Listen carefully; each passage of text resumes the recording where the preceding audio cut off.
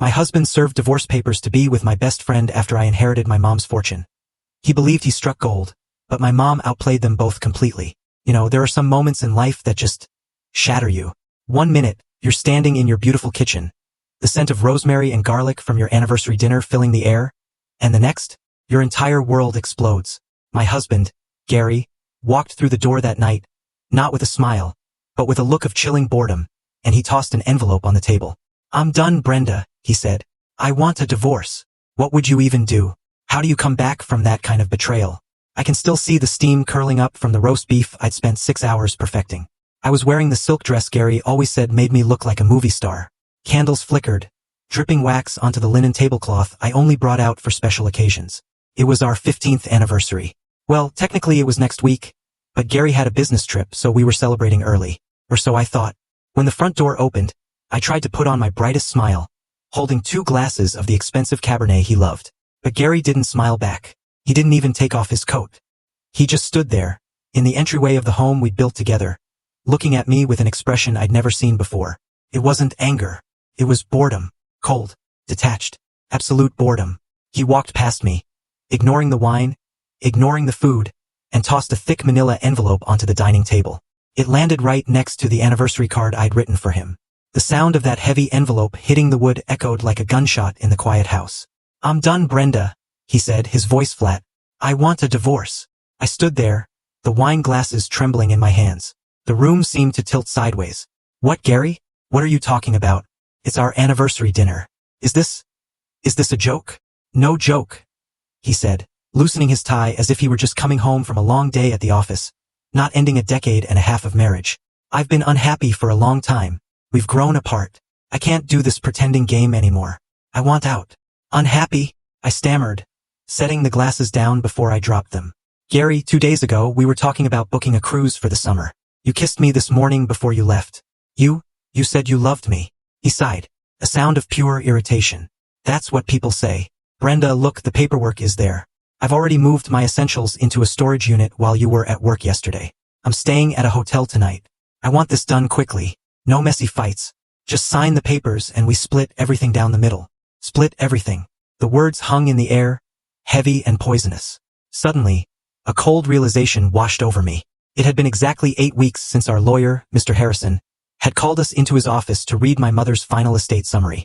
$2 million. That was the inheritance my mother, Eleanor, had left me. Before that day, Gary had been distant. Sure, he'd been spending late nights at the office, complaining about his stalled career, about how life was unfair to him. But the moment that number 2 million was spoken aloud, he had changed. He had become attentive again, sweet. He had started talking about our future, about our money. And now he wanted a divorce? "This is about the money, isn't it?" I asked, my voice barely a whisper. Gary's eyes narrowed. "Don't be disgusting. This is about us not working. But yes, obviously the assets will need to be divided. It's the law, Brenda. Community property. I've sacrificed 15 years of my life for this marriage. I deserve my fair share of the settlement." He checked his watch. He actually checked his watch while destroying my life. "I have to go. My lawyer will be in touch." He turned to leave, and that's when my phone buzzed on the counter. The screen lit up. It was a text from Pamela, my best friend of 20 years, my confidant, the woman I had cried to when my mother died, the woman who had held my hand through my miscarriages. The message read, "Hey, sweetie, are you okay? Gary just texted me and said he did it. I'm so worried about you. Call me if you need anything." I looked from the phone to Gary's back. "Pamela knows?" I asked. "You told Pamela before you told me?" Gary paused, his hand on the doorknob. He didn't turn around. "She's your best friend, Brenda. I thought she should know so she could support you." Then he walked out. The door clicked shut. I stood alone in the silence, surrounded by the smell of a cooling roast beef dinner. I felt like I couldn't breathe, like the air had been sucked out of the room. He was gone, just like that. But something wasn't right. The way he checked his watch, the way Pamela texted instantly, almost too perfectly timed. My gut was screaming. I walked over to the table and picked up the envelope. Divorce. The word looked so ugly on the paper. My hands were shaking so hard I could barely hold it. I looked at the text from Pamela again. "I'm so worried about you." It sounded so caring, so supportive. But why did I feel a knot of nausea tightening in my stomach? I didn't know it yet, but the man I loved and the best friend I trusted were about to teach me a lesson in cruelty that would change me forever. But they forgot one thing. They forgot whose daughter I was. They forgot that my mother, Eleanor, never played a game she didn't intend to win. I sank onto the kitchen floor, the divorce papers crinkling under my hand, and let the tears come. But as I wept, my mind didn't go to the happy memories with Gary. Instead, it drifted back to Pamela. Pamela and I had been inseparable since college. We were the classic duo. The quiet, studious one, that was me, and the vibrant, loud, center of attention queen bee, that was Pamela. For 20 years, I had been her shadow. When she went through her first divorce, I let her sleep in my guest room for 3 months. I cooked her meals. I listened to her rant about how men were trash. I loaned her money she never paid back. When her second husband left her for a younger woman, I was there again, picking up the pieces. But looking back now, sitting on the cold tiles of my kitchen floor, I started to see the cracks in the mosaic of our friendship. I remembered the little digs. The way she would look at my engagement ring and say, "It's cute, Brenda. Small but cute." The way she would sigh when Gary got a promotion and say, "Must be nice to have a husband who actually works, even if he isn't exactly CEO material." There was always a hunger in Pamela, a need to have what I had, simply because I had it. Then I remembered my mother's funeral 6 months ago. It was a rainy, miserable day in November. I was a wreck, barely able to stand. My mother, Eleanor, had been my rock. She was a tough woman, a self-made businesswoman who had raised me alone after my father died. She had a sharp tongue and an even sharper mind. She could spot a liar from across a crowded room. And she had never liked Pamela. "That woman is a vampire, Brenda," Mom used to tell me, sipping her iced tea on the porch. "She doesn't have her own light, so she sucks up yours. Watch your back with her and keep her away from Gary. A woman like that doesn't want a husband. She wants your husband." I had dismissed it as Mom being overprotective. "You're just cynical, Mom," I'd say. "Pamela loves me. She's my sister in everything but blood." At the funeral, Pamela had made a scene. She wore a black dress that was just a little too tight, a little too short. She sobbed louder than anyone during the service, dabbing at dry eyes with a lace handkerchief. But what haunted me now, in the silence of my empty house, was a specific image from the graveside. I was standing by the coffin, placing a white rose on the wood. I turned around to find Gary. He wasn't behind me. He was standing under a large oak tree a few yards away. Pamela was there with him. She had her hand on his chest, right over his heart. She was whispering something to him, her face close to his. When she saw me looking, she didn't pull away immediately. She lingered for a second, then patted his lapel and walked toward me with a sad, tragic smile. "He's just so devastated for you, honey," she had told me, linking her arm through mine. "I was just telling him he needs to be strong for you." I believed her. God, I was so stupid. I believed her because I wanted to believe that the people I loved were good. I wanted to believe that betrayal was something that happened in movies, not to a 42-year-old accountant who paid her taxes and remembered everyone's birthdays. But Mom knew. Even in her final days, when the cancer was taking her bit by bit, she grabbed my hand with surprising strength. "Brenda," she rasped, "your inheritance. Protect it. Gary, he's weak. And weak men do terrible things when they smell money. Don't let them take what I built for you." "Them?" I had asked. "You mean Gary?" "I mean the sharks, Brenda. The sharks are circling." I wiped my eyes and looked at my phone again. Pamela's text was still there. "Gary just texted me. Why would my husband, in the moment of destroying our marriage, text my best friend before he even left the driveway? Unless it wasn't a text to inform her. Unless it was a text to signal her. A signal that the plan was in motion." I felt a wave of nausea. But this time it wasn't from grief. It was from a sudden, burning suspicion. I stood up. I needed to know. I couldn't just sit here and wait for the lawyers to carve up my life. I grabbed my keys. I wasn't going to call Pamela. I was going to go to her house. I needed to see her face when I told her the news. I needed to see if the worry in her text matched the look in her eyes. I didn't know it then, but I was driving straight into the heart of the storm. As I drove through the dark suburban streets toward Pamela's condo, my mind replayed the events of the last 2 months. To understand why Gary walked out tonight, you have to understand the money. The money changed everything. It acted like a chemical reagent, revealing the invisible rot that had been spreading under the surface of my marriage for years. 2 months ago, Gary and I sat in Mr. Harrison's office. Mr. Harrison had been my mother's lawyer for 30 years. He was a man of few words with eyes that seemed to see right through you. The office smelled of old leather and expensive mahogany. "Brenda," Mr. Harrison had said, peering over his spectacles, "your mother was a very shrewd investor. She lived modestly, as you know, but she bought land in the 80s. She invested in tech stocks in the 90s, and she rarely sold. Her estate, after taxes and settlements, amounts to $2,150,000. I gasped. I knew Mom was comfortable, but I had no idea she was a millionaire twice over. 2 million, I whispered. Next to me, Gary stiffened. I felt his hand grip my knee. It wasn't a comforting grip. It was tight, possessive. 2 million, Gary repeated, his voice cracking slightly. Liquid? Mostly liquid assets and securities. Yes, Mr. Harrison said, his gaze flickering briefly to Gary with a hint of distaste. And the house, of course. From that moment on, the Gary I knew, the man who complained about the price of gas, the man who refused to buy new tires for my car until they were bald, disappeared. In his place was a man drunk on potential wealth. On the drive home from the lawyer's office that day, Gary was euphoric. Baby, do you know what this means? He had shouted, pounding the steering wheel. We're rich. We can finally quit our jobs. I can tell my boss to shove it. We can buy that boat I've always wanted. We can move to Florida. Gary, slow down, I had said, feeling overwhelmed. It's Mom's money. I'm not just going to blow it. I want to be smart. Maybe put some in a retirement fund. Maybe set up a college fund for your sister's kids. College fund? Gary scoffed. Brenda, don't be boring. This is our chance to live. We deserve this. That was the first red flag. Suddenly, everything was we. In the weeks that followed, the pressure mounted. Gary started bringing home brochures for luxury villas. He started talking about high-risk crypto investments. He wanted me to transfer a lump sum into a joint account for easier management. Why do you keep the money in that separate trust account? He argued one night over dinner, slamming his fork down. Don't you trust me? I'm your husband. It's insulting, Brenda. It's financial abuse. Keeping me locked out like this. It's not locked out, Gary. I tried to reason. Mr. Harrison advised me to keep the inheritance separate for tax purposes for now. We can use it for things we need, but I'm not just going to merge everything overnight. Need? Gary sneered. We need a new life.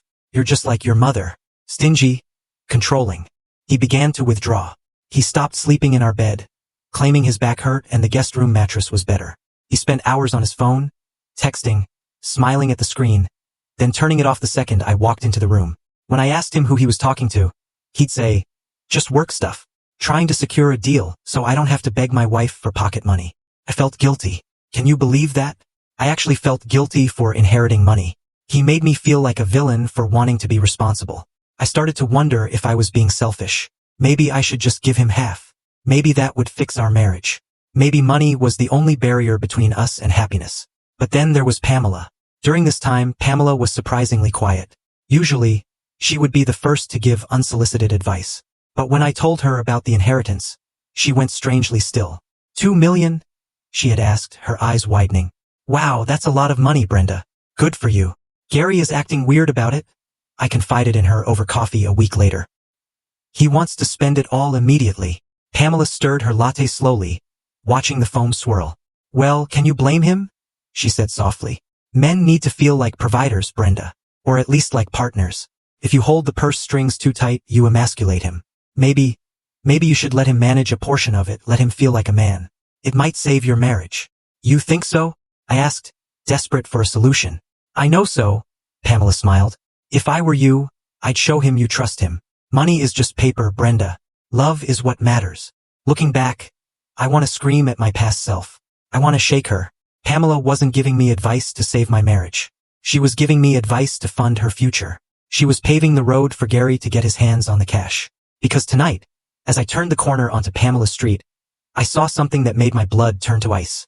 Something that connected all the dots. The sudden demand for divorce, the pressure to merge accounts, Pamela's terrible advice. There, parked in Pamela's driveway, clearly visible under the street lamp, was Gary's silver sedan. The same car he had driven away in an hour ago. The same car he said he was taking to a hotel. I pulled my car to the curb 3 houses down and killed the engine. My heart was hammering against my ribs like a trapped bird. Don't jump to conclusions. A tiny, pathetic voice in my head whispered. Maybe he went there to cry. Maybe he needed a friend, just like you were coming to find. But I knew, deep down in my gut where the survival instinct lives, I knew. I stepped out of the car. The night air was crisp, typical for late autumn. I wrapped my cardigan tighter around myself and walked quietly toward Pamela's condo. It was a ground floor unit with a large bay window facing the street. Pamela always kept her curtains open. She liked the world to see her expensive furniture, her art prints, her perfect life. Tonight, the curtains were sheer. The warm golden light from the living room spilled out onto the lawn.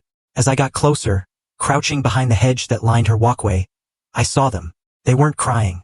They weren't mourning the end of my marriage. Gary was sitting on Pamela's beige sofa, the one I had helped her pick out at IKEA 3 years ago. He had his shirt unbuttoned halfway down his chest, a glass of amber liquid in his hand. He looked relaxed, triumphant even. And Pamela was walking into the room carrying a bottle of champagne. She was wearing a silk robe. Not just any robe. It was the emerald green silk robe I had bought her for her birthday last year. I remembered the card I had written. To the most glamorous woman I know. Love, your sister, Brenda. She sat down next to Gary, not with the distance of a friend, but with the familiarity of a lover. She curled her legs up and leaned into him. Gary laughed, a loud, booming laugh that I hadn't heard in years, and kissed her forehead. Then he kissed her nose. Then he kissed her lips. It wasn't a tentative kiss. It was deep, hungry, and practiced. I clapped a hand over my mouth to stop the scream that was clawing its way up my throat. My knees gave out, and I sank into the wet grass behind the hedge. The betrayal hit me in waves. First it was the shock, then the physical pain, a sharp twisting agony in my stomach, then the memories.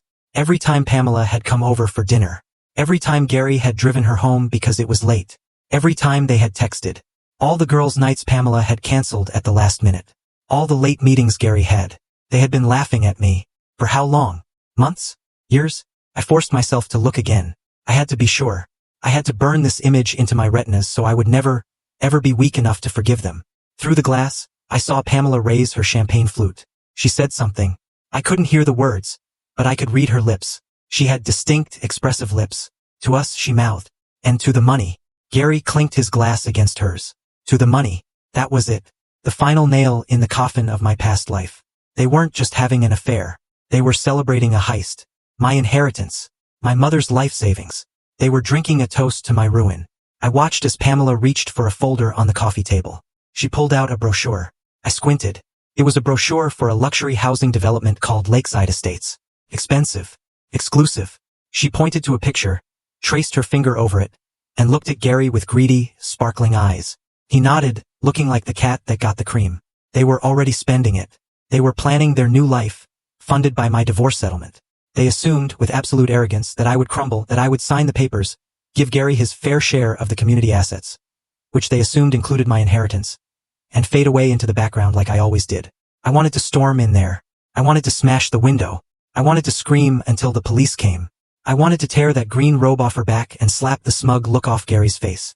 But then I heard my mother's voice in my head again, clear as a bell. Brenda, never let them see you bleed. If you react with anger, you're just a crazy ex-wife. If you react with silence, you're a mystery. And people fear mysteries. I took a deep breath. The cold air filled my lungs, sobering me. If I went in there now, I would lose. I would give them the satisfaction of my pain. They would spin it. They would say I was hysterical. Gary would use my outburst against me in court. He would claim emotional instability. No, I wasn't going to give them a show. I pulled out my phone. My hands were shaking, but I forced them to be steady. I aimed the camera through the gap in the hedge. I zoomed in. Click. A photo of them kissing. Click. A photo of the champagne toast. Click. A photo of Gary's car in the driveway. Click. A video. Just 10 seconds long, capturing their relaxed intimacy. The way she stroked his hair. The way he looked at her with a passion he had never shown me. I had the evidence. Not that it mattered for a no-fault divorce state, but it mattered to me. Proved I wasn't crazy. Proved they were monsters. I stood up slowly, brushing the dirt off my knees. I looked at the window one last time. They looked so happy, so sure of their victory. Gary thought he had hit the jackpot. He thought he was trading in a boring wife for a fun model and getting $1 million bonus to boot. Enjoy the champagne, Gary, I thought, a cold rage settling in my chest where my heart used to be. Because it's the last expensive thing you're going to taste for a very long time. I walked back to my car, not as a victim, but as a witness. The crying was done. Now the accounting would begin. And if there was one thing I was good at, it was finding the discrepancies in the ledger. I drove home in silence. The house was dark when I arrived. A stark contrast to the warmth and light of Pamela's condo. I locked the door behind me and engaged the deadbolt. It was a small action, but it felt symbolic. I was locking them out. I went straight to the coffee pot. I didn't need wine. I needed caffeine. I needed to be sharp. It was 11 p.m. The night was young and I had work to do. Gary had a home office down the hall. It was his man cave, the place where he allegedly worked on his big deals and managed the household finances. He always kept it locked, claiming he had sensitive client information. I can't risk you moving papers around and losing things, Brenda, he would say. You're too disorganized. I wasn't disorganized. I was a CPA. I organized complex tax returns for corporations, but I had let him gaslight me into believing I was incompetent in my own home. I went to the junk drawer in the kitchen. Hidden way in the back, inside a box of old birthday candles, was a spare key. I knew it was there because I had found it years ago and never told him. I had never used it, respecting his privacy, trusting him. But tonight, privacy was a luxury he had forfeited. I walked to the office door and slid the key in. Turned with a satisfying click. The room smelled of stale cigar smoke and cedar. I turned on the desk lamp. Papers were scattered everywhere. For someone who claimed I was messy, Gary lived in chaos. I sat in his leather chair, the chair I had bought him for Christmas, and started digging. I didn't know exactly what I was looking for. Maybe just confirmation. Maybe an explanation for why he was so desperate for money that he would blow up his life. I opened the bottom drawer. Locked. I grabbed a letter opener and jammed it into the mechanism, wiggling it until pop. It sprang open. Flimsy lock for a man with so many secrets. Inside, buried under some old magazines, was a stack of envelopes. Red envelopes. Final notice. Past due. Collection agency. I opened the first one. It was a credit card statement for a card I didn't know existed. The balance was $45,000. Maxed out. I scanned the charges. DraftKings, FanDuel, the Lucky Dragon Casino. Online gambling. Thousands of dollars a week.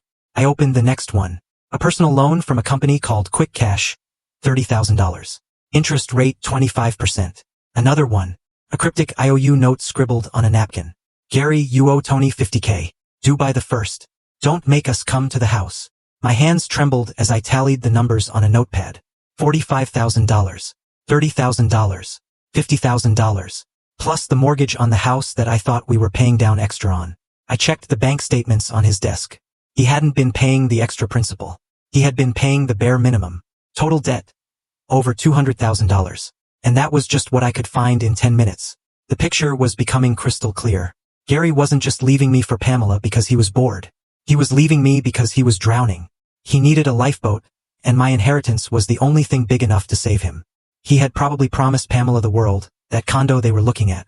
He couldn't afford the doorknob on the front door. He was banking everything, literally everything, on getting a 50% split of my mother's money.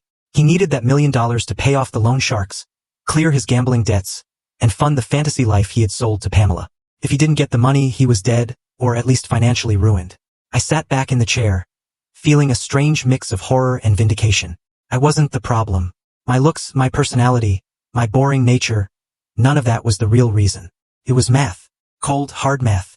I was an asset to be liquidated. I took photos of every document, every statement, every threat. I backed them up to the cloud. Then I put everything back exactly as I found it. I locked the drawer. I locked the door. I went to my bedroom now, and lay down. I didn't sleep. I stared at the ceiling fan, spinning in the dark. They thought I was weak. They thought I was the nice Brenda, who would cry for a week and then sign whatever paper they put in front of her just to make the pain stop. But they didn't know what I had found in that drawer. And they definitely didn't know what I was going to do next. Tomorrow I had an appointment to make. Not with a therapist. Not with a marriage counselor.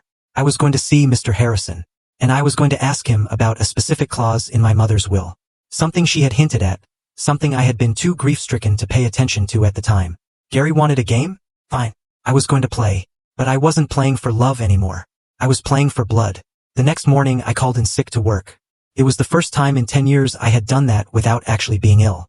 I put on a sharp black blazer, dark sunglasses to hide my swollen eyes, and drove straight downtown. Mr. Harrison's office was a sanctuary of calm compared to the chaos inside my head. The receptionist, an older woman named Martha who used to give me lollipops when I was a kid, looked at me with concern. "Mr. Harrison cleared his schedule for you, Brenda," she said softly. "Go right in." Mr. Harrison was standing by the window, looking out at the city skyline. When I entered, he turned and gave me a sad smile. He didn't offer a platitude. He just pointed to the chair. "Gary filed the papers this morning," he said. "His lawyer sent a digital copy 10 minutes ago." "That was fast," I said, my voice steady. "He wants half, doesn't he? He's asking for an equitable division of all assets. Alimony for lifestyle maintenance." Mr. Harrison paused, looking down at the paper.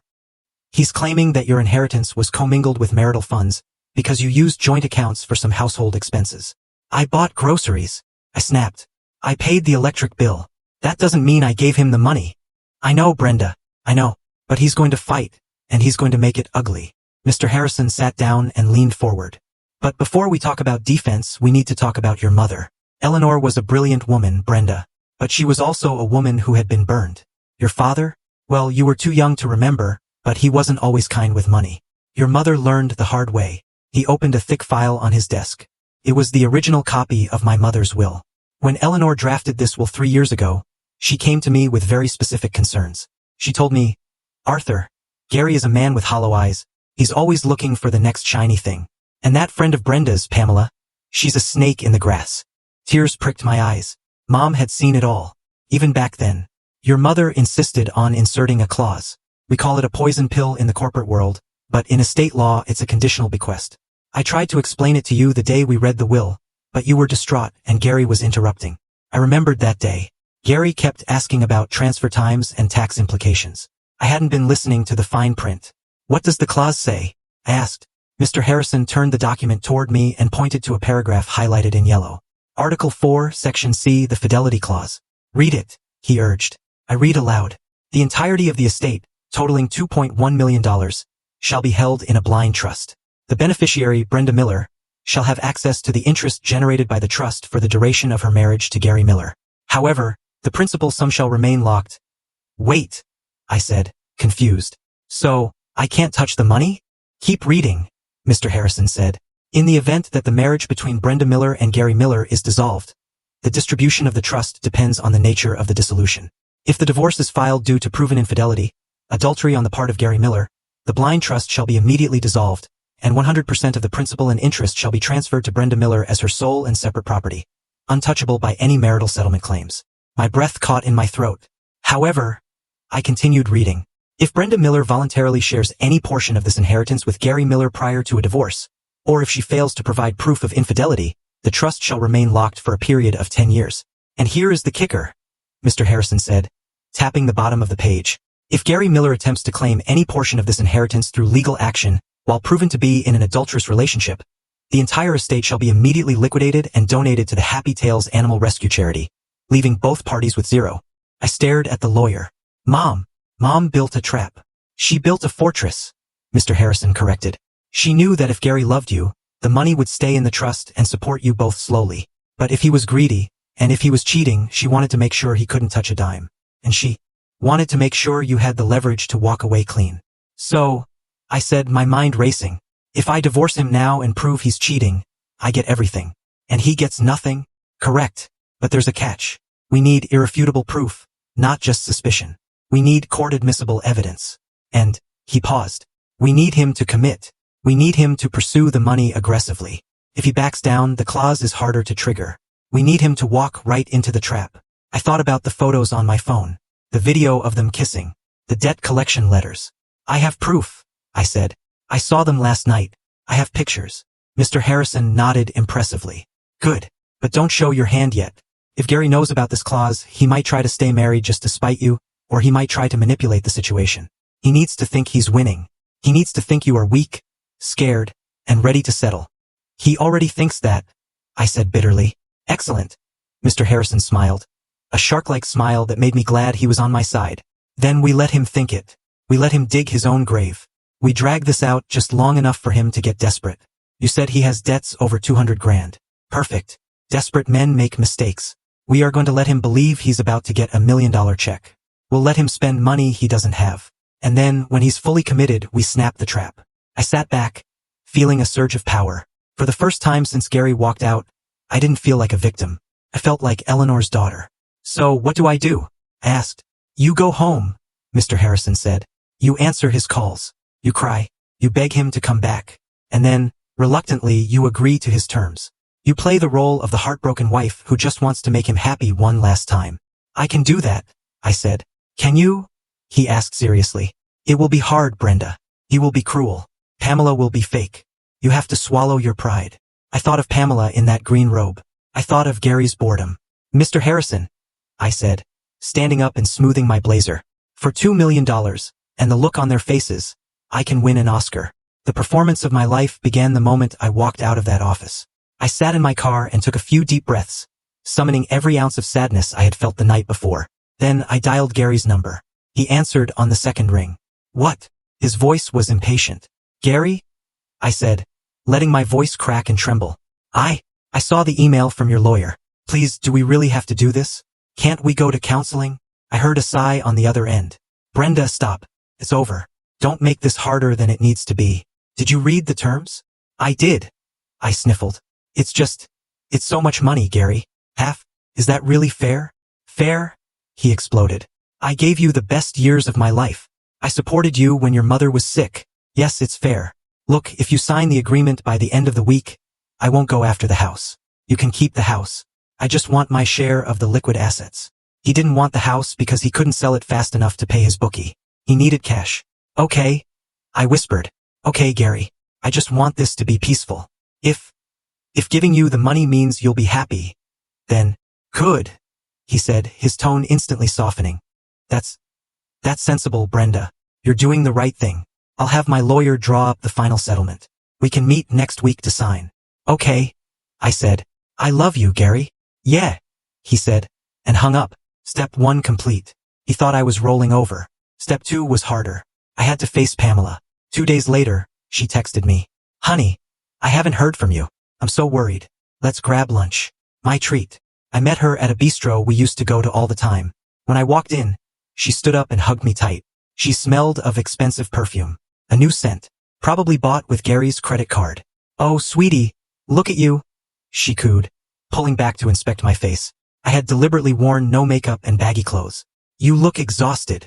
I haven't slept, I said, sliding into the booth. It's just a nightmare, Pam. I don't know what happened. Men, Pamela said, shaking her head and signaling the waiter. They go through these midlife crises. It's not your fault, Brenda. You are a good wife. The hesitation before good was a masterful little insult. He wants a divorce, I told her, staring at the menu. He wants half the inheritance. Pamela leaned in, her eyes sharp. Well, maybe you should just give it to him. What? I looked up, feigning shock. Hear me out, she said, reaching for my hand across the table. Her skin felt clammy. You have plenty of money now. Is fighting him really worth the stress? If you drag this out in court, the lawyers will take everything anyway. Just pay him off, Brenda. Pay for your freedom. You don't want him lingering around, do you? You want a clean break. That's what Gary said. I murmured. See? He's right. Just sign the check and be done with it. You can start over. You can travel. Meet someone new. Someone who appreciates you. It took every ounce of willpower not to throw my iced tea in her face. She was practically drooling at the thought of the settlement. She was coaching me to fund her life with my husband. I think you're right, I said, wiping a fake tear. I just want him to be happy, even if it's not with me. Exactly, Pamela beamed. You are so strong, Brenda, so generous. That's why I love you. Do you? I asked, looking her dead in the eye. For a split second, her smile faltered. Of course. You're my best friend. Then I'm glad I have you, I said. I'm going to sign the papers next week. Gary wants to meet at Mr. Harrison's office. Next week? Pamela asked, unable to hide her excitement. That's so soon. That's great. Yeah, actually, Pamela, could you come? Me? She blinked. Yes, I don't think I can face him alone. And since you're friends with both of us, maybe you could be there as a witness, moral support. Pamela hesitated. I knew she was calculating. Being in the room meant she could ensure the deal went through. It meant she could celebrate with Gary immediately after. Of course, she said, squeezing my hand. I'll be right there by your side. Like always. Thank you, I said. I don't know what I'd do without you. I drove home feeling dirty. Lying to them was necessary, but watching them manipulate me was nauseating. But the trap was set. They both believed I was capitulating. They both believed the money was days away. And that was when the spending started. Over the next few days, I monitored the joint accounts, which Gary thought I was too stupid to check. The charges were astronomical. The Ritz-Carlton, Tiffany & Company, Porsche dealership deposit. He wasn't just spending the credit limit. He was spending the inheritance he didn't have yet. He was digging a hole so deep he would never climb out of it. But the hardest part wasn't the acting. It was the waiting. Every day Gary sent me texts pushing the timeline. Can we sign Tuesday instead of Friday? My lawyer needs the financial disclosures now. Why is Mr. Harrison not responding? He was panicking. The loan sharks were probably breathing down his neck. Patience, Gary, I whispered to my phone screen. The fall is coming. The weekend before the signing, things got ugly. The nice guy mask Gary had been wearing slipped completely. I was in the garden, trying to distract myself by weeding the flower beds my mother had planted. When Gary's car screeched into the driveway, he slammed the door and stormed up the walk. He looked terrible. Dark circles under his eyes, his skin pale and sweaty. He looked like a man who hadn't slept in a week. "Where is the affidavit?" he shouted, not even greeting me. "My lawyer said Harrison hasn't sent the affidavit yet." I stood up, wiping dirt from my gloves. "Mr. Harrison is thorough, Gary. He's preparing it." "Thorough? He's stalling." Gary got right in my face. I could smell alcohol on his breath. "And it was only 10 a.m. You're stalling. Are you playing games with me, Brenda?" "I'm not playing games," I said, stepping back. "I told you I'd sign. Why are you in such a rush? Is there something wrong?" "No," he snapped, too quickly. "I just want to move on with my life. I have plans. I have opportunities." "Opportunities," I repeated. "Does this have anything to do with that investment you mentioned?" "None of your business," he spat. "It's my money now, or it will be. Look, Brenda, if you don't sign on Tuesday, I'm going to make things difficult. I know things about you." "What things?" I asked, genuinely confused. My life was an open book. "I'll tell the court you're mentally unstable," he sneered. "I'll tell them you've been depressed since your mother died, that you're not fit to manage the estate. I'll petition for conservatorship. I'll tie this money up for years until you're begging for pennies." It was a bluff and a weak one, but it showed me how low he was willing to go. He would destroy my reputation just to get his hands on the cash. "You wouldn't?" I whispered, channeling my inner victim. "Try me," he hissed. "I need that money, Brenda. I earned it putting up with you and your nagging mother for 15 years. That broke something inside me. He could insult me, but insulting my mother? "Tuesday," I said, my voice hardening just a fraction. "Tuesday at 2 p.m. Mr. Harrison's office. Bring Pamela." "Pamela? Why?" "Because she's my support system. And honestly, Gary, I think she's the only person who truly understands what you're going through." He looked at me suspiciously, but his desperation won out. "Fine. Tuesday. Don't be late. And bring the checkbook." He stormed off, kicking a garden gnome on his way out. I watched him go. My heart wasn't racing anymore. It was beating slow and steady, like a war drum. I went inside and called Mr. Harrison. "He's ready," I said. "He threatened me today." "Did you record it?" Mr. Harrison asked. "Yes," I said, tapping the phone in my pocket. "Voice memo app, crystal clear." "Good girl," Mr. Harrison said. "Bring that to the meeting. We might not need it for the clause, but it will be excellent leverage if he tries to fight the outcome." "Is everything prepared?" "The trap is set," Mr. Harrison confirmed. "I have the blind trust documents ready to reveal. I have the evidence she sent me, the photos, the debt letters, the credit card statements, all printed and mounted on presentation boards." "Presentation boards?" I asked. "If we're going to do this, Brenda, we're going to do it with style. We're going to give them a show they will never forget." I hung up and looked around my empty house. Felt different now. It didn't feel like a mausoleum of a failed marriage. Felt like a fortress. My fortress. I spent the rest of Sunday preparing myself. I went to the salon and got my hair done. Not the sensible bob Gary liked, but a sleek, sharp cut. I bought a new dress. Red. The color of power, the color of blood. I was done being the victim. I was done being the shadow. Tuesday morning arrived with a gray, ominous sky. It was perfect. I drove to the law office, my folder of evidence on the passenger seat. I thought about Pamela and Gary, probably texting each other right now. Gary with anticipation, thinking about the millions they were about to steal. They were walking into a lion's den, thinking they were the hunters. They had no idea that the lioness had been awake the whole time. And the best part? My mother had left me the key to the cage. Monday morning, the day before the big meeting. The sky was a bruised purple, heavy with unshed rain, matching the roaring anxiety in my stomach. I wasn't anxious about losing Gary. That ship had sailed, caught fire, and sunk. I was anxious about the precision of the execution. A trap only works if the spring is tight. I met the private investigator, a man named Mr. Vance, at a diner 3 towns over. Mr. Harrison had recommended him. "He's expensive," Harrison had said, "but he's a ghost. He'll get you things you didn't know existed." Mr. Vance didn't look like a ghost. He looked like a retired high school football coach. Thick neck, kind eyes, wearing a windbreaker. He slid a heavy binder across the formica table right next to my untouched pancakes. "You're not going to like this, Mrs. Miller," he said gently. "It's worse than you thought." I opened the binder. The first page was a summary of financials. My accountant brain latched onto the numbers immediately. "He's been funneling money to her for 3 years, Vance said, pointing to a highlighted column. "See these withdrawals? Consulting fees paid to a shell company called PM Designs. That's Pamela." I stared at the dates. 3 years. 3 years ago, I was working double shifts during tax season so we could afford to renovate the kitchen. Gary had told me business was slow. He had told me we needed to tighten our belts. Meanwhile, he was writing checks to Pamela for consulting. $5,000 here, I whispered, tracing the line. $2,000 there. God, Gary. The Christmas bonus. Gone. Vance nodded. Went straight to her car payments. I flipped the page.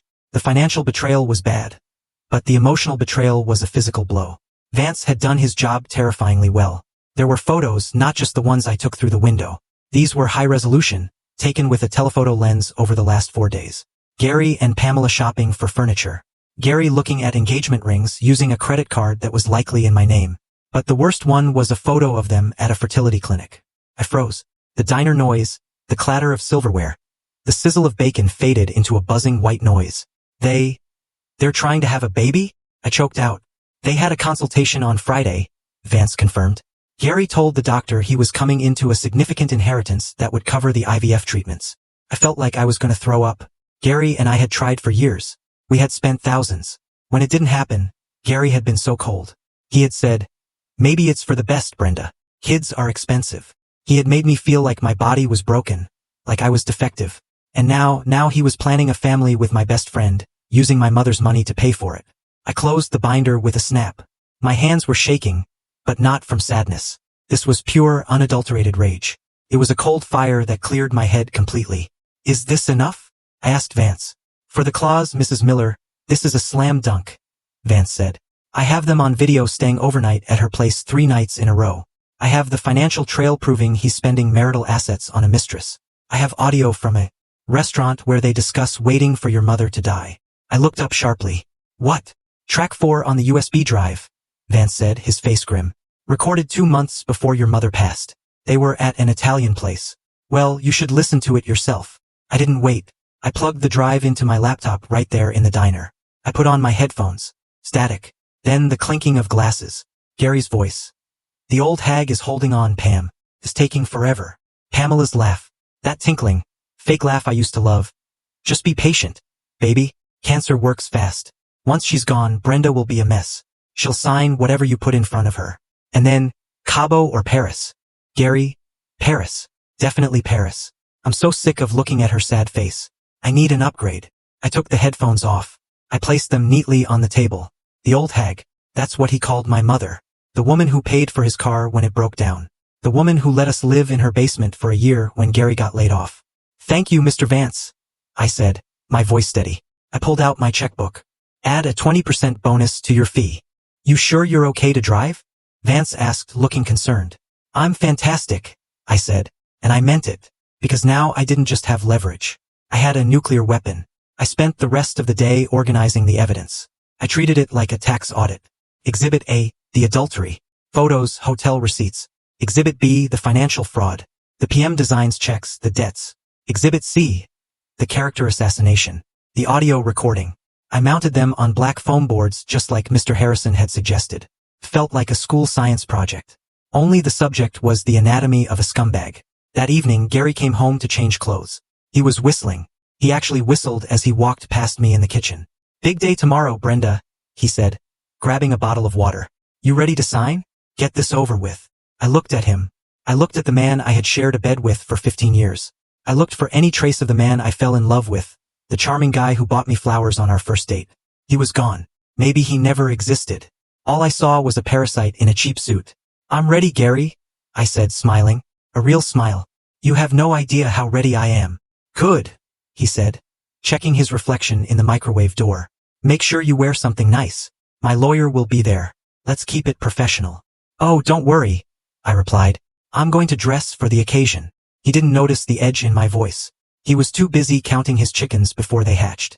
He walked out the door, whistling again. I waited until his taillights disappeared. Then I went to my closet.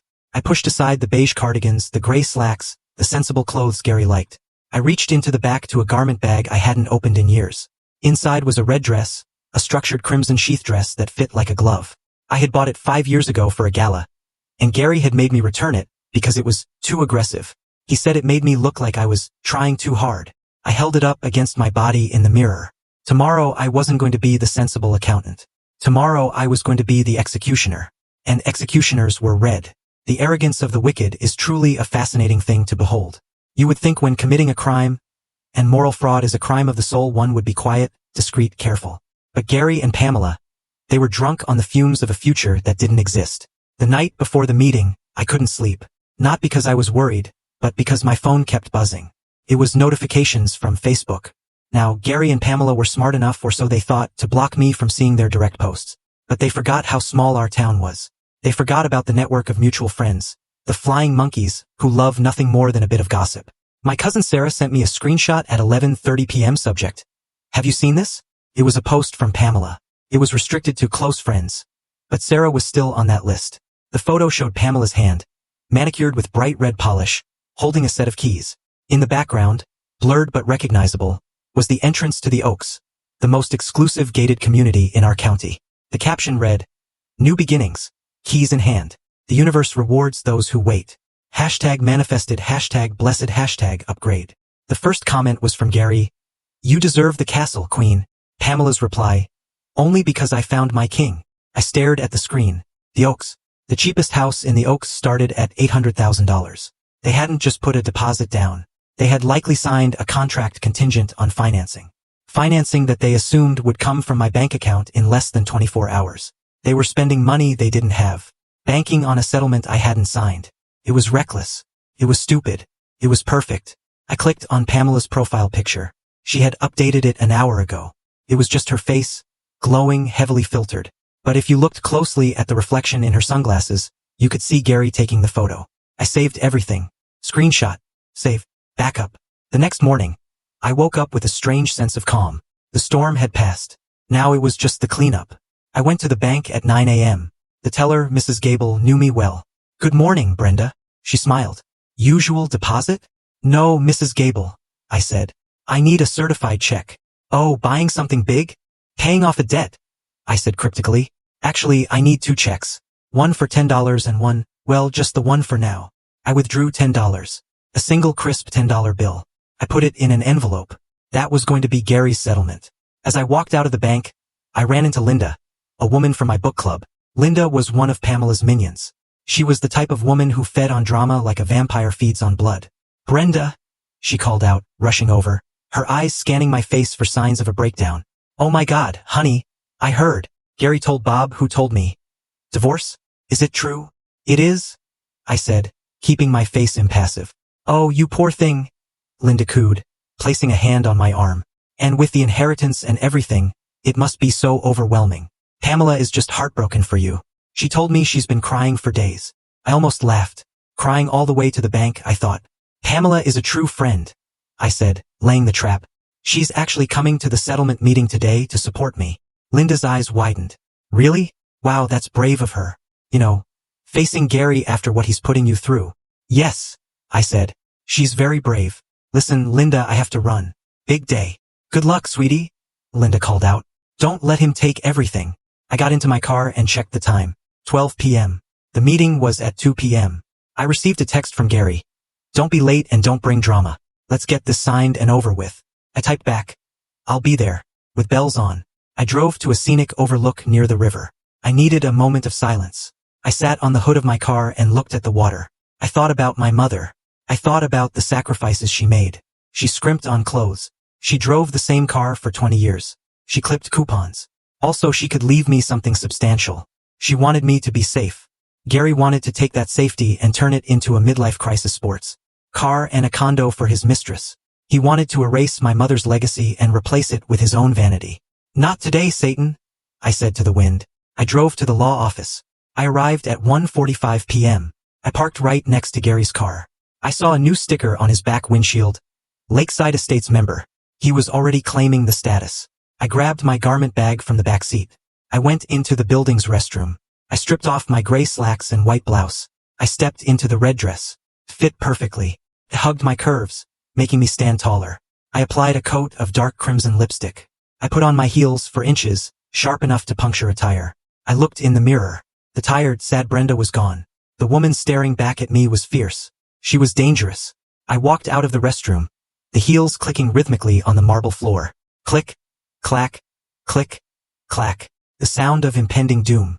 I reached the door to the conference room. I could hear voices inside. Gary's booming laugh. Pamela's giggle. I'm telling you, babe, Gary was saying. Once the check clears, we book the flight. First class. I can't wait to see the look on her face when she realizes we're together. Pamela laughed. She's so dense. I put my hand on the door handle. Dense, am I? I pushed the door open. It swung wide with a heavy whoosh. The laughter inside stopped instantly. Sorry I'm late, I said, my voice ringing clear and strong. Traffic was a bitch, just like some people I know. The silence in the conference room was absolute. It wasn't the silence of a library. It was the silence of a bomb squad watching a wire get cut. Gary sat at the head of the table, or he had been sitting there until I walked in. Now he was half standing, his mouth slightly open. He was wearing his closer suit, the navy blue one he wore when he thought he was going to seal a big deal. Next to him sat Pamela. She wasn't wearing the supportive friend outfit I expected. She was wearing a white suit, white like a bride. The audacity took my breath away for a split second. But they weren't looking at my face. They were looking at the dress. The red dress. Brenda. Gary blinked as if he wasn't sure it was me. What are you wearing? I dressed for the occasion, Gary, I said, walking past him to take the seat next to Mr. Harrison. I didn't look at him. I looked at Mr. Harrison, who gave me a barely perceptible nod of approval. You look different, Pamela said, her voice tight. She pulled her blazer tighter around herself, suddenly seeming smaller. Divorce looks good on me, don't you think? I flashed a smile that didn't reach my eyes. I sat down and placed my large black portfolio on the table. I didn't open it yet. Gary's lawyer, a sweaty man named Mr. Blart, fitting, I thought, shuffled some papers. Mrs. Miller, we are here to finalize the separation agreement. My client, Mr. Miller, has been very generous in his terms. Generous, I repeated, tasting the word. Interesting choice of vocabulary. He is willing to waive his claim on the marital residence, Mr. Blart continued, droning on, in exchange for a 50-50 split of the liquid assets held in the Miller Family Trust. That amounts to roughly $1 million payable to Mr. Miller. Gary leaned back, regaining his composure. He smirked at me. I'm trying to be fair, Brenda. I know you love that house. It's full of your memories. I just want the cash so I can start fresh. Start fresh, I said. With Pamela. The air left the room again. Pamela choked on her water. Excuse me. Oh, drop the act, I said, bored. I know you're sleeping together.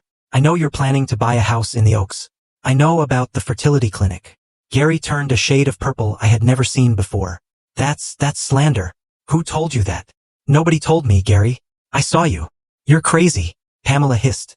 She's losing it, Gary. I told you she was unstable. Am I? I reached for my portfolio.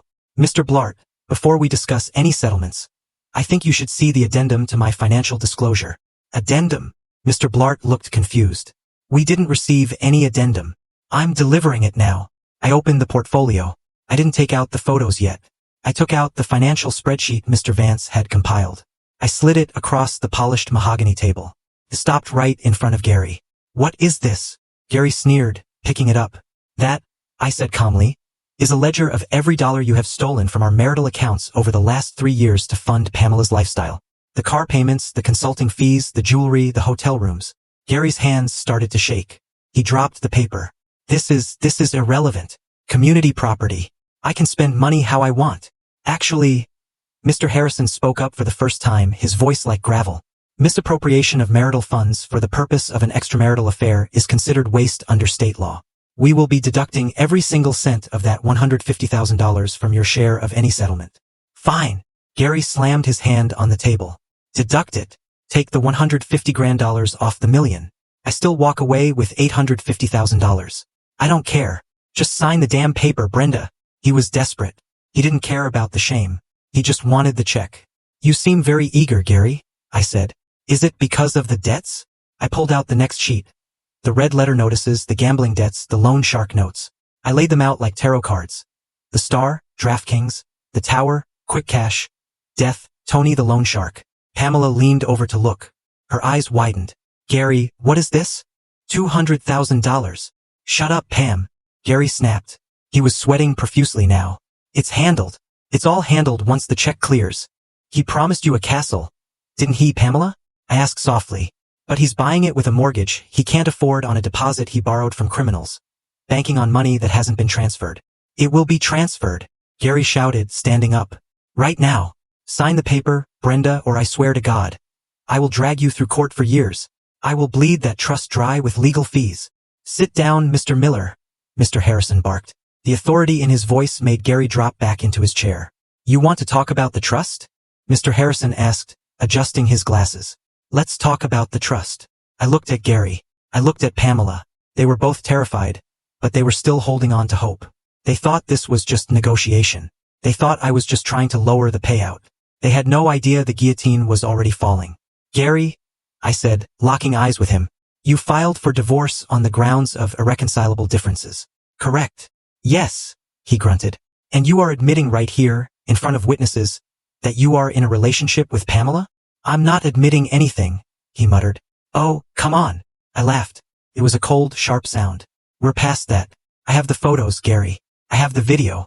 I have the audio of you calling my mother an old hag. Gary flinched. Pamela looked away. Okay, fine, Gary yelled. Yes, I'm with her. We're in love and I filed for divorce. Are you happy now? Give me my money. Thank you, I said. That's all we needed. I turned to Mr. Harrison. Proceed. Mr. Harrison opened the thick file he had brought. The file with the red tape. The room went deadly silent. You could hear the hum of the air conditioner. Mr. Miller, Harrison began, you seem to be operating under the assumption that Brenda's inheritance is marital property. Normally, in a long marriage, commingling of funds might make that argument plausible. Gary nodded vigorously. Exactly. She used it for bills. However, Harrison continued, his voice dropping an octave, you failed to read the specific conditions of Eleanor Miller's last will and testament. Specifically, the fidelity clause regarding the trust. The what? Gary asked. The poison pill? I whispered. Poison pill? Pamela echoed, her voice shrill. What is she talking about, Gary? Gary ignored her, his eyes fixed on the document Mr. Harrison was holding. What clause? I saw the will. It said she gets everything. You saw the summary, Mr. Harrison corrected. You never asked to read the full trust instrument. You were too busy asking about wire transfer limits. Mr. Harrison slid the document across the table. He didn't slide it to Gary's lawyer. He slid it directly to Gary. Read Article 4, Section C aloud. Please. Gary picked up the paper. His hands were shaking so badly the paper rattled. He squinted. In the event of a dissolution of marriage, he mumbled. Louder. I commanded. I want Pamela to hear this. Gary cleared his throat. In the event of a dissolution of marriage, if the said marriage is terminated due to the proven adultery of the beneficiary spouse. He stopped. He swallowed hard. Keep reading, Mr. Harrison said. Then the conditional blind trust shall be immediately dissolved, and the entirety of the principal and interest. Gary's voice dropped to a whisper. Shall be transferred to Brenda Miller as her sole and separate property, free and clear of any marital claims. Gary stopped reading. He looked up at me. His eyes were wide, empty holes of shock. There's more, I said. Read the next paragraph. The one about what happens if you try to fight it. Gary couldn't speak, so Mr. Harrison read it for him. Furthermore, should the adulterous spouse attempt to litigate or claim any portion of this estate, the trustee is instructed to liquidate all assets immediately and donate the full sum to the Happy Tales Animal Rescue Charity. In this event, neither Brenda Miller nor Gary Miller shall receive a single penny. The silence that followed was heavy, suffocating. Felt like the air had turned into concrete. So, I said, leaning forward, my elbows on the table. Here is the situation, Gary. You filed for divorce. You admitted to the affair. I have proof of the affair. That means the condition is met. No, Gary whispered. No, that's not legal. It is ironclad, Mr. Harrison said. I wrote it myself and I defended it in court 3 times. You filed the papers, Mr. Miller. You triggered the clause. By your own action, you have disqualified yourself from receiving any part of the inheritance. Gary looked at his lawyer. Do something. Say something. Mr. Blart was wiping sweat off his forehead with a handkerchief. First, I need to review the case law. But if this trust structure is valid, Mr. Miller, you might have a problem. A problem? Gary screamed, standing up and kicking his chair back. I have a $2 million problem. I need that money. You don't get the money, Gary, I said calmly. It's mine. All of it. Every single dime. And if you try to sue me for it, if you try to argue community property, then, I pushed the button. I donate it all to the dogs. I will happily live in a cardboard box before I let you spend my mother's money on your mistress. I turned my gaze to Pamela. She was pale. Her white suit looked like a shroud. And Pamela? I said, did you hear that? 0. He gets 0. That house in the Oaks? He can't afford it. That ring? He probably put it on a credit card that's about to be declined. Those IVF treatments? Not happening. Pamela turned slowly to look at Gary. The adoration in her eyes was gone, replaced by a look of pure, calculating horror. Gary, she said, her voice trembling. Tell me this isn't true. Tell me you have the money. Gary stammered. Babe, we can fight this. We can sue. If you sue, the money disappears. Pamela shrieked. She just said it. Are you deaf? It's a bluff, Gary yelled. She won't give $2 million to a dog shelter. Try me, I said. I pulled out my phone. I have the director of Happy Tales on speed dial. Want me to call him? I'm sure the puppies need a new wing. I held my thumb over the call button. I stared Gary down. He looked at me. He saw the red dress. He saw the cold eyes. And for the first time in our marriage, he realized he didn't know me at all. He realized I wasn't bluffing. He slumped back against the wall, defeated. You planned this, he whispered. You led me on. You made me think. I made you think you won, I said. My mother warned me about you, Gary. She knew you were weak. She knew you were greedy. She set the trap. I just put out the cheese. You bitch, he spat. That's rich bitch to you, I corrected. I stood up and closed my portfolio. So here are your options, Gary. Option A. You sign the waiver right now, admitting to the affair and waiving all claims to the inheritance. We finalize the divorce today. You walk away with your debt and your mistress. Option B. You fight me. I donate the money. I sue you for the $150,000 you stole. I press charges for fraud. And I drag this out until you are living in a refrigerator box under the bridge. I paused. Tick-tock, Gary. The loan sharks aren't known for their patience. Gary looked at Pamela. He was pleading with his eyes. Help me. But Pamela wasn't looking at him. She was looking at her phone, probably checking if she could get a refund on the deposit for the house. Sign it, Pamela said coldly. Gary blinked. What?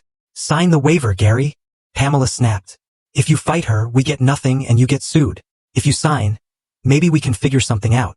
Figure something out? Gary laughed hysterically. I owe Tony 50 grand by Friday. I don't have a job. I don't have a house. Not my problem, Pamela muttered, standing up and gathering her purse. Not your problem? Gary's face twisted in rage. You spent half the money. The car is yours. The jewelry is yours. Gifts, Pamela said, smoothing her skirt. Those were gifts. You can't take back gifts. And there it was. The sharks were turning on each other. The room descended into chaos, and I stood in the eye of the storm, watching. It was beautiful in a grotesque way. Gifts? Gary roared, lunging toward Pamela. Mr. Blart had to step in, putting a chubby arm between them.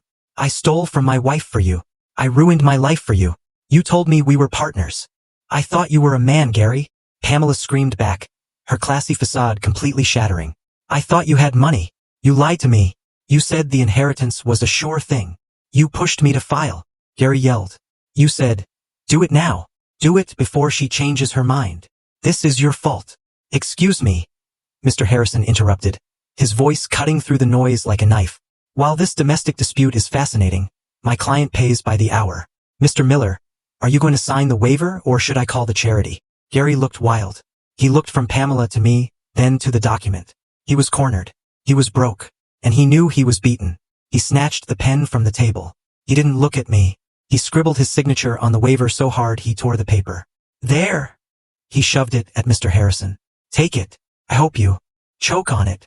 Acknowledged, Mr. Harrison said, stapling the document.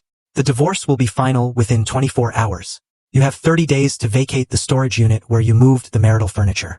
The locks on the house have already been changed. You changed the locks? Gary asked, looking at me. Yesterday, I said, and I installed cameras. Don't try to come back, Gary. Tony the loan shark might be looking for you there. Gary turned to Pamela. Pam, babe, we can go to your place. We can figure this out. I can get a job. We can sell the ring.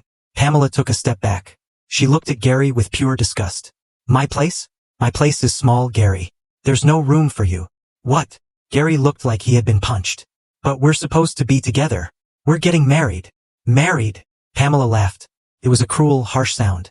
I'm not marrying a broke, unemployed loser with gambling debt. Get away from me. She turned to leave. Wait, I said. Pamela, before you go. She stopped, her hand on the doorknob. She looked at me, trying to summon some dignity. What? I just wanted to let you know, I said, smiling sweetly.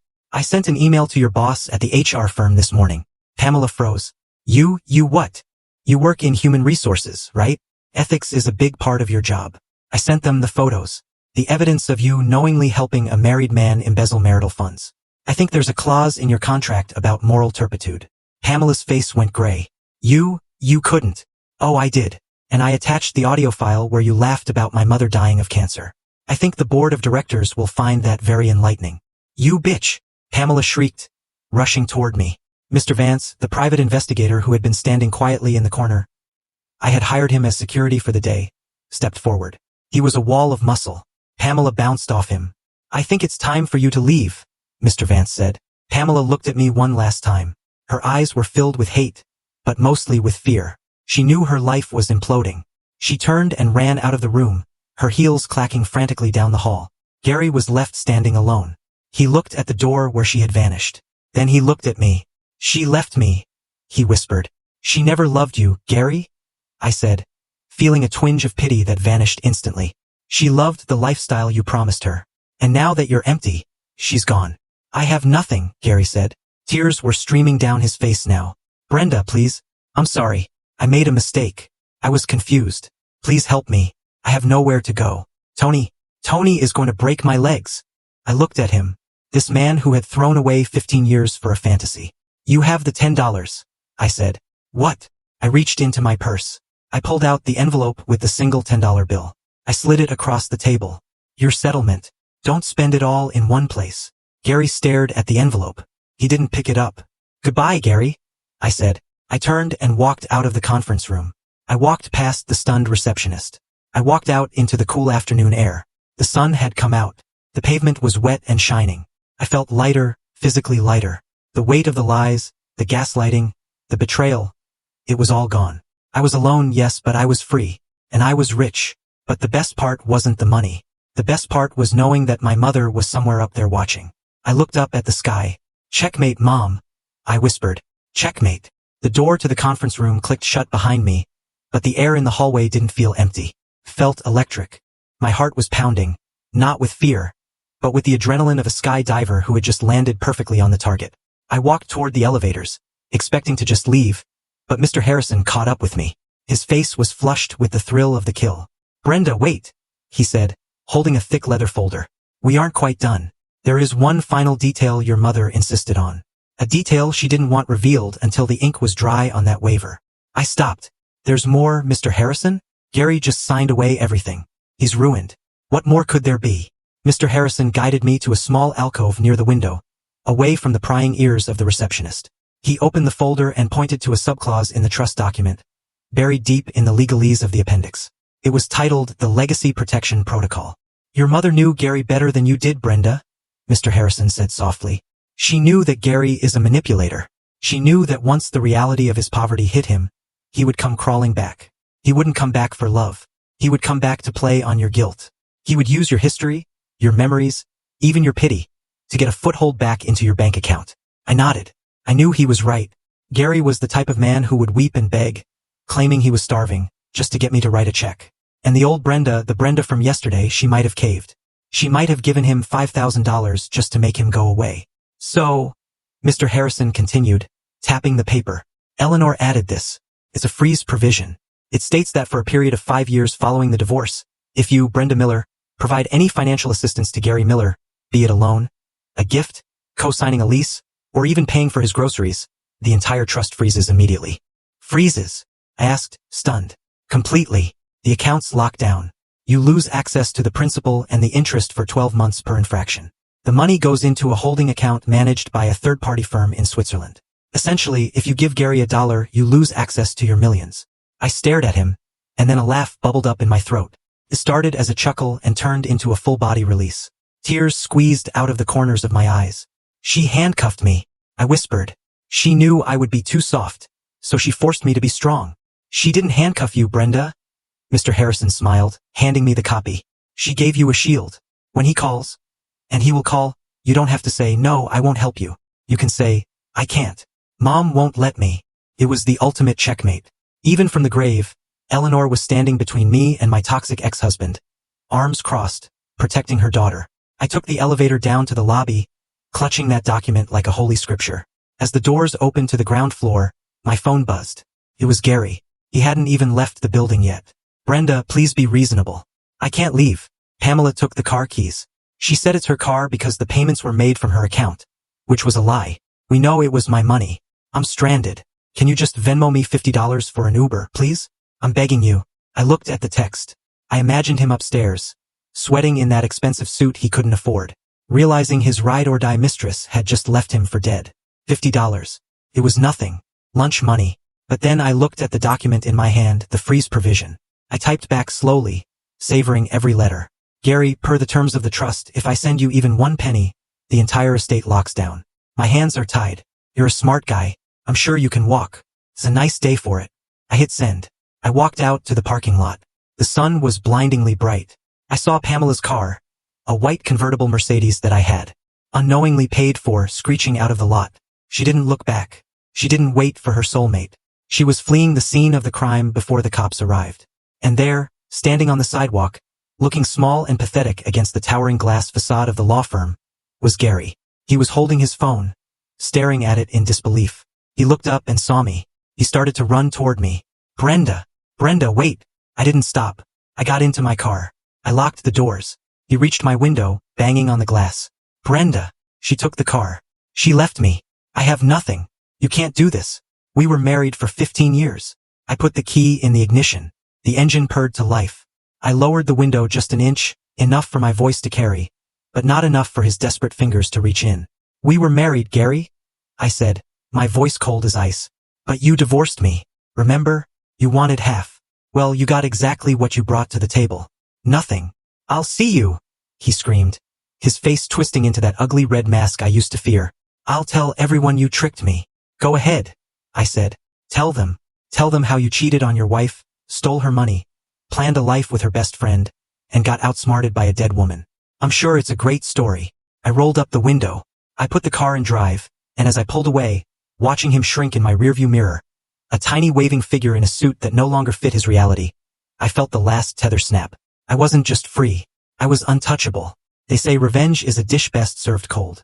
But let me tell you, watching the immediate implosion of two narcissists is a dish best served hot, with a side of popcorn. I didn't have to wait long for the dog-eat-dog show to begin. In fact, it started before I even got home. I stopped at a red light about 3 blocks from the law office. To my right was a gas station. And there, screaming at each other near the air pumps, were Pamela and Gary. Apparently, Gary had run after her car and caught her at the light. He was clinging to the door handle of the white Mercedes. I pulled into the parking lot of the pharmacy across the street, lowered my sunglasses and watched. I wasn't proud of it, but I deserved this front row seat. Open the door, Pam. Gary was screaming. People were starting to stare. I paid for this car. It's mine. You paid for it with her money. Pamela shrieked back. Her window barely cracked. It's in my name. Get away from me, you loser. Loser? Gary kicked the tire. You were calling me king this morning. You said we were going to Paris. Open the door. I have nowhere to go. Go to hell. Pamela yelled. She gunned the engine. The car lurched forward. Gary stumbled back, falling onto the dirty pavement. His navy blue suit pants ripped at the knee. Pamela sped off, running a red light in her haste to escape the stench of failure. Gary sat there on the asphalt, surrounded by oil stains and cigarette butts. He looked like a child whose balloon had just popped. He put his head in his hands. I could have felt pity. I searched my heart for it, but all I found was the memory of the fertility clinic brochure, the memory of them laughing about the old hag. I put my car in gear and drove home. But the fallout was just beginning. Over the next week, the destruction of their lives was systematic, brutal, and entirely self-inflicted. The repossession. 2 days later, I was at home sipping tea in my garden when I saw a tow truck pull up to the curb. But it wasn't for me. It was heading toward the storage unit facility down the road, where Gary had arrogantly moved all our marital furniture and his precious silver sedan. I had tipped off the financing company about his location. Petty? Necessary. Absolutely. Later, I heard from a friend who works at the storage center that Gary had arrived just in time to see his car being hoisted onto the truck. He had tried to block the driver. He had screamed about a wire transfer that was coming any day now. The driver, a guy named Mike, who had heard every excuse in the book, just handed him a clipboard and drove off. Gary was left standing in the dust with a box of clothes and a set of golf clubs he couldn't afford to play with. Pamela's public execution. My email to Pamela's HR department didn't just get her fired, turned her into a pariah. You see, Pamela worked for a conservative, family values-oriented company. They didn't take kindly to finding out their VP of Human Resources was embezzling petty cash and conspiring to defraud a grieving widow. Linda, the town gossip, called me 3 days later, breathless. "Brenda, did you hear?" "Hear what, Linda?" I asked, feigning ignorance while filing my nails. "Pamela was escorted out of her building by security with a box. And get this, Jane from accounting told me they found thousands of dollars in unauthorized expenses. She was using the company credit card to pay for hotel rooms for her and Gary." "Oh my," I said. "That sounds criminal." "It is," Linda squealed. "They are threatening to press charges if she doesn't pay it back immediately. She has to sell her condo, Brenda. She's putting it on the market tomorrow. Distressed sale. She's ruined." "Well," I said coolly, "karma has a funny way of balancing the books, doesn't it?" The loan shark. And then there was Tony, the shadowy figure from the red letters. I never saw Tony, but I saw the results.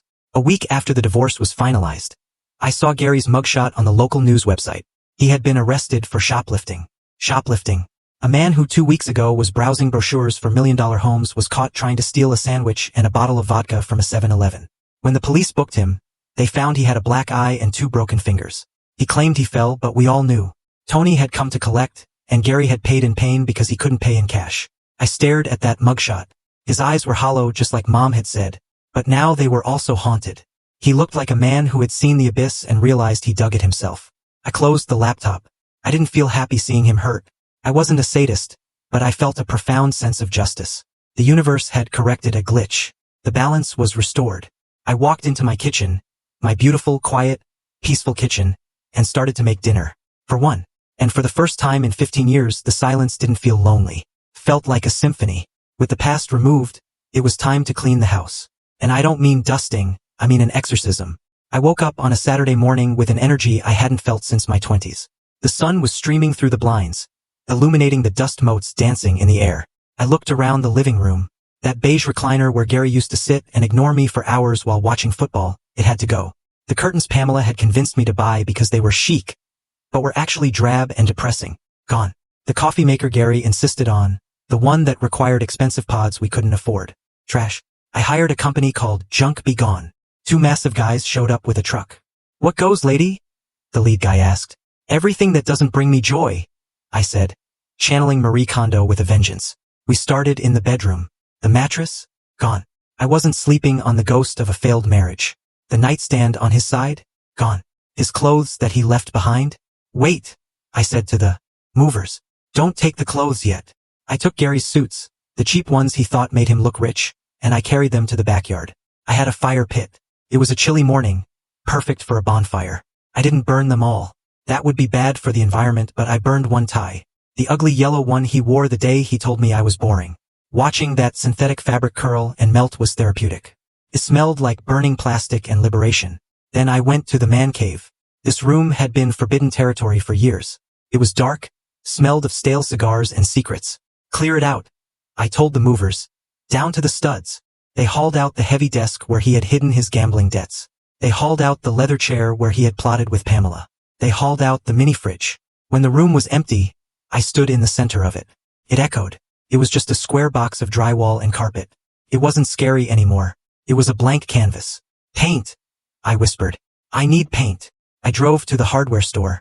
I didn't go to the one where Gary was now working, thank God. He was at a store 2 towns over. I bought gallons of paint. "What color?" the clerk asked. "Sunshine yellow," I said. "And ocean blue." I spent the next 3 days painting. I blasted music. Motown. Aretha Franklin. Loud, soulful music that Gary hated. I sang into the paint roller. I danced in my old t-shirt, covered in speckles of yellow and blue. I transformed the man cave into a library. My library. I bought floor-to-ceiling bookshelves. I bought a velvet chaise lounge in a deep, rich teal. I bought a rug that felt like walking on clouds. I filled the shelves with the books I had kept in boxes because Gary said they cluttered up the place. Jane Austen, Stephen King, memoirs, poetry. I put a framed photo of my mother on the central shelf, right where she could see everything. "This is better, isn't it, Mom?" I asked her. The room felt warm, felt like me, but the physical purge was only half the battle. I needed to purge the digital ghosts too. I sat down at my new desk with a glass of Prosecco. I opened my laptop. I went to my social media. Friend request, Gary Miller. He had created a new account. No profile picture. Delete. Block. I went to my email. Subject, Please, Brenda. Just read this from GaryMiller1980@gmail.com. Delete. Block. Then I opened the folder labeled The Evidence. The photos of the affair. The audio recordings. The financial spreadsheets. I hovered my mouse over the delete button. Should I keep them? Just in case? No. Keeping them meant keeping the pain. Keeping them meant letting them live rent-free in my hard drive. I dragged the folder to the trash. I emptied the trash. Are you sure you want to permanently delete these items? Yes. As the progress bar moved across the screen, I felt a physical weight lift off my chest. I wasn't a victim anymore. I wasn't a detective anymore. I was just Brenda. The next day, a letter arrived in the mail. It was a heavy, cream-colored envelope. It was from the corporate headquarters of Pamela's former company. Dear Miss Miller, we write to thank you for bringing the financial irregularities regarding Miss Pamela Stone to our attention. Your detailed documentation allowed us to recover significant assets.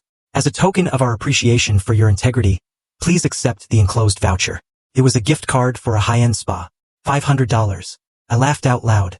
Pamela had tried to steal my life, and in the end, she paid for my massage.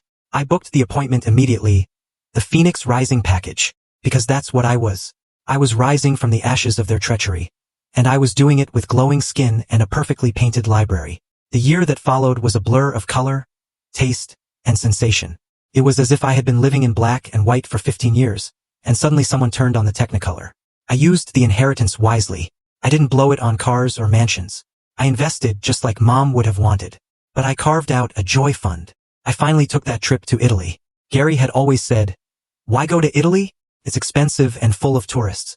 Let's just go to the casino." I went alone, but I wasn't lonely. I remember sitting in a small piazza in Florence. The air smelled of roasted chestnuts and espresso. I was wearing a linen dress and oversized sunglasses. I ordered a glass of Chianti and a plate of truffle pasta. When the waiter placed it in front of me, I took a bite. It was earthy, rich, creamy. Tasted like freedom. I looked around.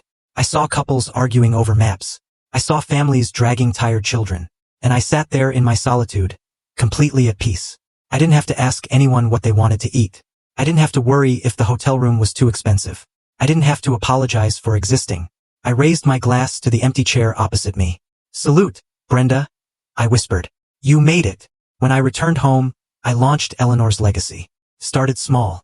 Just a few clients, women from my church who were going through divorces and suspected their husbands were hiding money. I used my forensic accounting skills to find the hidden accounts, the offshore shells, the crypto wallets.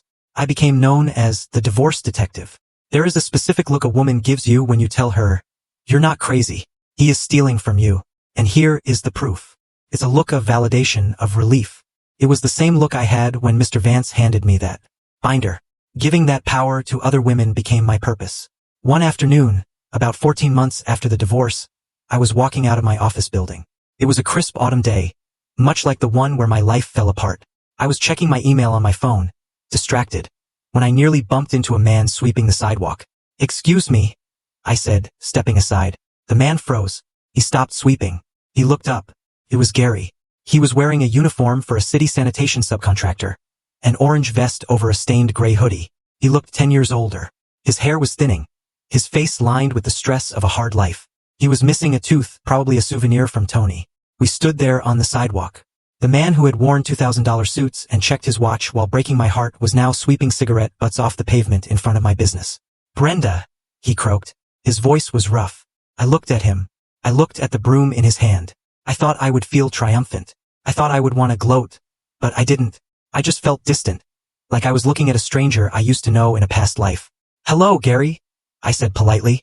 He swallowed hard. He looked at my designer bag. He looked at the sign above the door. Eleanor's Legacy Financial Consulting. You look good," he said. "You look happy." "I am," I said simply. "I'm working my way back up," he said, trying to stand a little straighter, clutching the broom like a lifeline. "It's honest work. I'm paying off my debts slowly." "That's good, Gary. I'm glad to hear it." He hesitated. "Pamela, she contacted me last week. She wanted to know if I wanted to get a drink. She's living in a trailer park now. And I told her to lose my number," Gary said, a shadow of his old pride flickering in his eyes. "I may be broke, Brenda, but I'm not stupid anymore. She cost me the best thing I ever had." He looked at me with puppy dog eyes. He was fishing. He was hoping for a crumb, a smile. Maybe we can get coffee." I adjusted my scarf. "Well," I said, "it sounds like you learned a valuable lesson. It was an expensive tuition, Gary.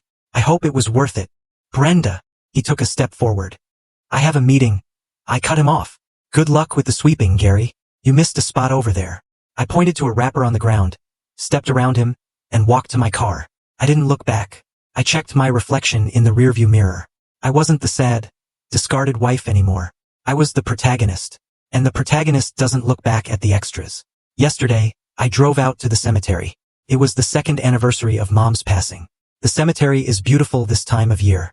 The maples are turning fire red and gold, dropping leaves like confetti over the quiet stones. I walked to Mom's grave. It's a simple stone, gray granite. Eleanor Miller, beloved mother, sharp mind, fierce heart. I laid a blanket down on the grass and sat cross-legged. I brought 2 cups of coffee from her favorite diner. One for me, one for the stone. It might seem crazy to talk to a rock, but I know she's listening. I know she's there in the wind, in the rustle of the leaves, in the steel of my spine. Hey, Mom, I said, taking a sip of the coffee. You'll never guess who I saw yesterday. Gary. He's sweeping streets now. I laughed softly. You were right. You were right about everything. You told me he was weak. You told me Pamela was a vampire. I didn't want to listen. I wanted to prove you wrong. I wanted to believe that my love was enough to change them. I traced the letters of her name. But you didn't judge me. You didn't lecture me. You just prepared for the day I would need a parachute. You wove that safety net with your own hands. With every dollar you saved, with every smart investment you made. I reached into my bag and pulled out the latest financial report for Eleanor's legacy. We helped 50 women this year, Mom. 50 women who were being lied to, cheated on, and stolen from. We got them their settlements. We got them their dignity back. I'm doing it in your name. The wind picked up, swirling the leaves around me. I felt a sudden wave of emotion. Not sadness, but gratitude so deep it ached. Thank you, I whispered, tears hot on my cheeks. Thank you for the poison pill. Thank you for the freeze claws. Thank you for teaching me that being alone is better than being with someone who makes you feel lonely. I thought about the last 2 years. The pain of the betrayal was like a forest fire. It burned everything down. It was terrifying. It was destructive. But forest fires are also natural. They clear out the dead wood.